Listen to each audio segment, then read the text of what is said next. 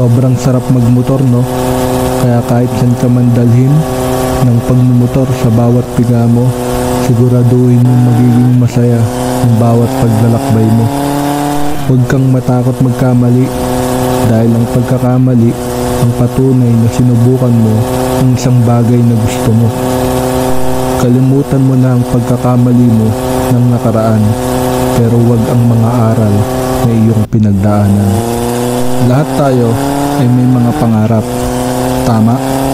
Pero ikaw ba yung tipo ng tao na nagmamadali palagi? Yung tipo ng tao na nagsisimula ka pa lang pero gusto mo na agad makuha ang resulta? Ikaw ba yun? Yung tipo ng tao na nag-aakala na ang buhay ay isang karera? Mga kaibigan, gusto kong tanggalin sa isip nyo na ang buhay ay hindi isang karera. Palagi kasi nating kinukumpara ang ating sarili sa ibang tao at palagi nating nasasabi sa ating sarili na buti pa siya merong ganyan, na buti pa siya merong ganito. Kaya palaging pumapasok sa isip natin na kailangan nating magmadali, na kailangan nating umunlad. Pero hindi, mali kasi yung ganung mindset. Pero hindi ko naman sinabing na mali ang abutin ng mga pangarap mo.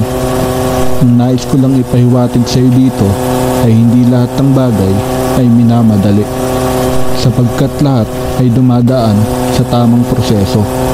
Marahil marami sa atin ang gustong maabot agad ang tagumpay nang hindi dumadaan sa tamang proseso. Tama, di ba? Sino ba namang gustong maghirap? Pero maling mindset kasi yung ganon, sapagkat hindi ganon ang buhay. Eto lang yan mga kaibigan, hindi pwedeng lumago ang isang halaman kung hindi natin ito dinidiligan at pinapaarawan.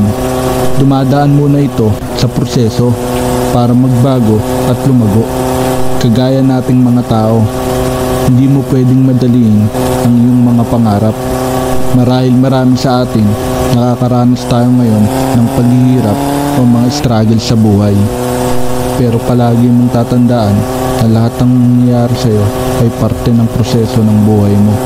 Kaya wag agad tayong sumuko o mawala ng gana kung hindi natin agad nakuha yung mga bagay na gusto natin, sapagkat may mga bagay talaga na nangangailangan ng oras bago mapasayo.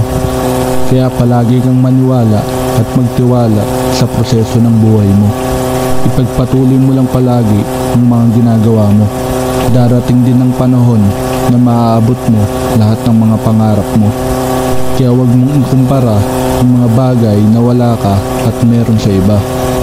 Kaya palagi nating itatak sa ating mga isip na ang buhay ay hindi isang karera. Kaya enjoy mo lang ang buhay mo.